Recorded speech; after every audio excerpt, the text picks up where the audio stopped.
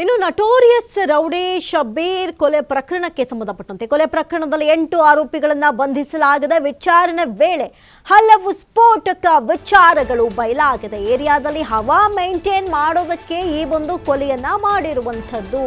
ಇಡೀ ಏರಿಯಾದಲ್ಲಿ ಶಬ್ಬೀರ್ ಮೀರುವಂತಿರಲಿಲ್ಲ. ಯಾರೇ ರೌಡಿಸಮ್ ಮಾಡಿದ್ರು ಶಬ್ಬೀರ್ಗೆ ಹೇಳಬೇಕಾಗಿತ್ತು. ಶಬ್ಬೀರೇ ಅಲ್ಲಿ ಪ್ರಮುಖವಾಗಿದ್ರು.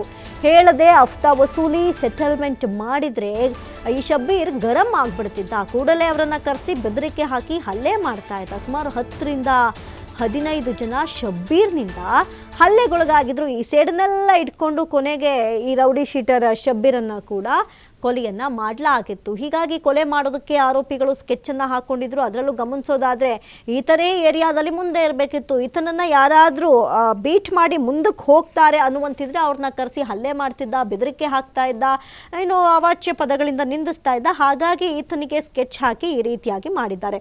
ಕಳೆದ 7-8 ವರ್ಷಗಳಿಂದ ಶಬ್ಬೀರ್ ಏರಿಯಾದಲ್ಲಿ ಒಂದು ಹವಾ ಮೇಂಟೈನ್ ಮಾಡ್ಕೊಳ್ಬಿಟ್ಟಿದ್ದ. ಆತನನ್ನ ಬೀಟ್ ಮಾಡಿ ಈ ಒಂದು ವಿಚಾರದಲ್ಲಿ ಯಾರು ಮುಂದೆ ಹೋಗುವಂತಿರ್ಲಿಲ್ಲ.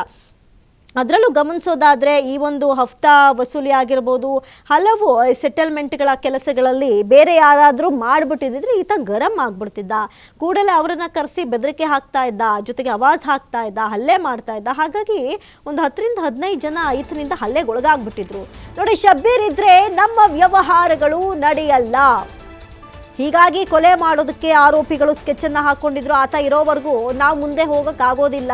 2 ಬಾರಿ ಸ್ಕೆಚ್ ಹಾಕಿದ್ರು. ಭಯದಿಂದ ಟೀಮ್ ಹಿಂದೆ ಸರಿದ್ಬಿಟ್ಟಿತ್ತು. ಈತನನ್ನು ಏನಾದರೂ ಮಾಡಿದ್ರೆ ಬಿಡ್ತಾರಾ ಅಂತ. ತಾಯಿಯ ಅಂತ್ಯಕ್ರಿಯೆ ಮಾಡಿ ಬರುವಾಗ, ಮತ್ತೊಮ್ಮೆ ಮಸೀದಿಯಿಂದ ನಮಾಜ್ ಮಾಡಿ ಬರುವಾಗ 2 ಸರಿ ಸ್ಕೆಚ್ ಹಾಕಿದ್ರು. ಕೊನೆಗೆ ಜನವರಿ 12ರಂದು ಮುಗಿಸ್ಲೇಬೇಕು ಅಂತ ಪ್ಲಾನ್ ಅನ್ನು ರೂಪಿಸಿಕೊಂಡಿದ್ರು.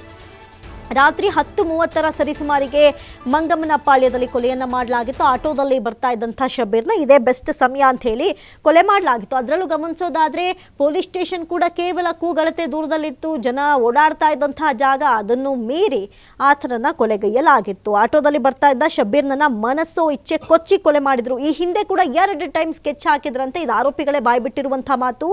2 ಸರಿ, 1 ಸರಿ ನಮಾಜ್ ಮಾಡಿ ಬರ್ತಾ ಇದ್ದಂಥ ಸಂದರ್ಭದಲ್ಲಿ, ಇನ್ನು ತಾಯಿ ಅಂತ್ಯಕ್ರಿಯೆ ಮಾಡಿ ಬರ್ತಾ ಇದ್ದಂಥ ಸಂದರ್ಭದಲ್ಲಿ ಆ ಸಮಯದಲ್ಲಿ ಆತ ಕುಗ್ಗೋಗಿರ್ತಾನೆ.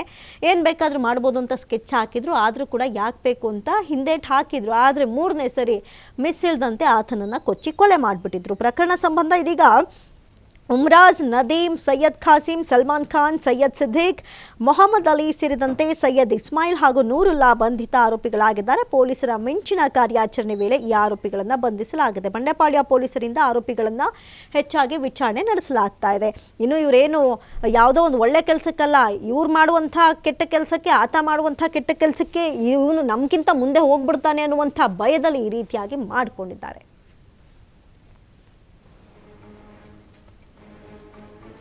ಈ ಬಗ್ಗೆ ಹೆಚ್ಚಿನ ಡೀಟೇಲ್ಸ್ ಅನ್ನ ಕೊಡ್ತಾ ಹೋಗ್ತಾರೆ ದೂರವಾಣಿ ಸಂಪರ್ಕದಲ್ಲಿ ಪ್ರತಿನಿಧಿ ಸಂತೋಷ್. ಸಂತೋಷ್, ಕೇವಲ ಕೂಗಳತೆ ದೂರದಲ್ಲಿ ಪೊಲೀಸ್ ಸ್ಟೇಷನ್ ಕೂಡ ಇತ್ತು, ಆದರೂ ಕೂಡ ಅಲ್ಲಿ ಕೊಲೆ ನಡೆದು ಹೋಗಿತ್ತು. ಸದ್ಯಕ್ಕೆ ಕೊಲೆ ಆರೋಪಿಗಳನ್ನ ಪೊಲೀಸರು ಬಂಧಿಸಿದ್ದಾರೆ. ಪ್ರಾಥಮಿಕ ಡೀಟೇಲ್ಸ್ ಈ ಕೇಸ್ ಬಗ್ಗೆ ಏನಿದೆ? ಮೃತ ಈಗಾಗಲೇ ಇಡೀ ಪ್ರಕರಣನ ಬೇಸಿರುವಂತ ಪೊಲೀಸರು ಕೊಲೆ ಪ್ರಕರಣದ ಹಿನ್ನೆಲೆಯಲ್ಲಿ ಅವ್ರನ್ನ ಬಂಧಿಸಿರುವಂತದ್ದು. ಏನ್ ರೌಡಿ ಶೀಟರ್ ಶಬ್ಬೀರ್ ಇದೀನಿ, ಈತ ಕೋರಮಂಗಲ ಮತ್ತು ಬಂಡೆಪಾಳ್ಯ ಪೊಲೀಸ್ ಠಾಣಾ ವ್ಯಾಪ್ತಿಗಳಲ್ಲಿ ಇವನ ಆಕ್ಟಿವಿಟೀಸ್ ಗಳನ್ನ ಇಟ್ಕೊಂಡಿರ್ತಾರೆ. ಆತ ಇರುವಂತ ಏರಿಯಾದಲ್ಲಿ ಅವನದೇ ಹವಾ ನಡಿಬೇಕು ಅನ್ನೋ ಕಾರಣಕ್ಕಾಗಿ ಅಲ್ಲಿ ಯಾವುದೇ ರೀತಿಯ ಈತನಿಗೆ ಗೊತ್ತಿಲ್ಲದಂಗೆ ಅಫ್ಸಾ ವಸೂಲಿ ಆಗ್ಲಿ ಮತ್ತೆ ಯಾವುದೇ ಪ್ರಕರಣಗಳು ಬೆಳಕಿಗೆ ಬಂದ್ರು ಕೂಡ, ಸೆಟಲ್ಮೆಂಟ್ಸ್ ಗಳಿರ್ಬೋದು, ಏನೇ ಇದ್ರು ಕೂಡ ಈತನಿಗೆ ಗೊತ್ತಾಗಬೇಕು. ಈತನಿಗೆ ಗೊತ್ತಿಲ್ಲದೆ ಯಾರೇ ಮಾಡಿದ್ರು ಕೂಡ ಅಂತವ್ರನ್ನ ಕರೆಸುವಂತದ್ದು, ಅವ್ರಿಗೆ ಹಲ್ಲೆ ಮಾಡುವಂತದ್ದು, ಅವ್ರಿಗೆ ವಾರ್ನಿಂಗ್ ಕೊಡುವಂಥದ್ದು ಮತ್ತು ಅವರ ಬಳಿ ಕ್ಷಮೆ ಕೇಳಿಸುವಂತ ಕೆಲಸಗಳನ್ನ ಈತ ಮಾಡ್ತಾ ಇದ್ದ.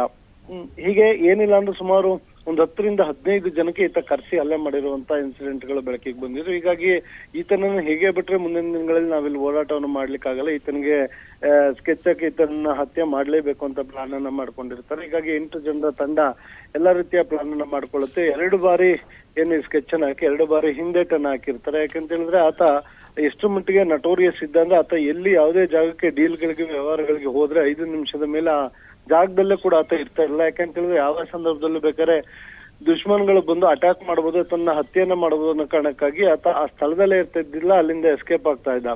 ಆದ್ರೆ ಮೊನ್ನೆ ತನ್ನ ಶಿಷ್ಯನ ತಂದೆನ ಆಸ್ಪತ್ರೆಗೆ ಅಡ್ಮಿಟ್ ಮಾಡಿದ್ರು. ಅವ್ರನ್ನ ನೋಡ್ಲಿಕ್ಕೆ ಅಂತ ಆಸ್ಪತ್ರೆಗೆ ಹೋದ್ರೆ ಸುಮಾರು 20 ನಿಮಿಷಗಳ ಕಾಲ ಆಟೋದಲ್ಲಿ ಆತ ಇದ್ದಿದ್ದು ಗೊತ್ತಾದ ಸಂದರ್ಭದಲ್ಲಿ ಹಲ್ಲೆಯನ್ನ ಮಾಡಿಸಿ ಮನಸೋ ಇಚ್ಛೆಯಾಗಿ ಆತನ ಬರ್ಬರವಾಗಿ ಹತ್ಯೆಗೈದಿರುವಂತದ್ದು ಹಲ್ಲೆ ಮಾಡಿ. ಬಂಡೆಪಾಳ್ಯ ಪೊಲೀಸ್ ಠಾಣಾ ವ್ಯಾಪ್ತಿ 1 ಗಂಟೆ ಅಂದ್ರೆ ಕೂಗಳತೆ ಅಂತರದಲ್ಲಿ ಈ ಹತ್ಯೆ ಆಗಿರುತ್ತೆ. ಬಳಿಕ ಆರೋಪಿಗಳನ್ನ ಬೆನ್ನೊತ್ತಿದಂತ ಪೊಲೀಸರಿಗೆ ಆರಂಭದಲ್ಲಿ ರಾಜ್ಯವನ್ನು ಬಿಟ್ಟು ಹೋಗಿರುವ ಮಾಹಿತಿಗಳು ಗೊತ್ತಾಗುತ್ತೆ. ಮುಂಬೈ ಮತ್ತು ಹೈದರಾಬಾದ್ ಕಡೆ ಇವರು ಓಡಾಟವನ್ನ ಮಾಡ್ತಾ ಇರ್ತಾರೆ. ಇದಾದ ಬಳಿಕ ಅವರ ಪೇರೆಂಟ್ಸ್ ಗಳನ್ನ ಕೇಸ್ಗೆ ಸಂಬಂಧಪಟ್ಟ ಹಾಗೆ ರೈಲ್ವೆ ಸ್ಟೇಷನ್ ನಲ್ಲಿ ಭೇಟಿಯನ್ನ ಮಾಡ್ಲಿಕ್ಕೆ ಬಂದಂತ ಸಂದರ್ಭದಲ್ಲಿ ಮಾಹಿತಿ ಗೊತ್ತಾಗುತ್ತೆ.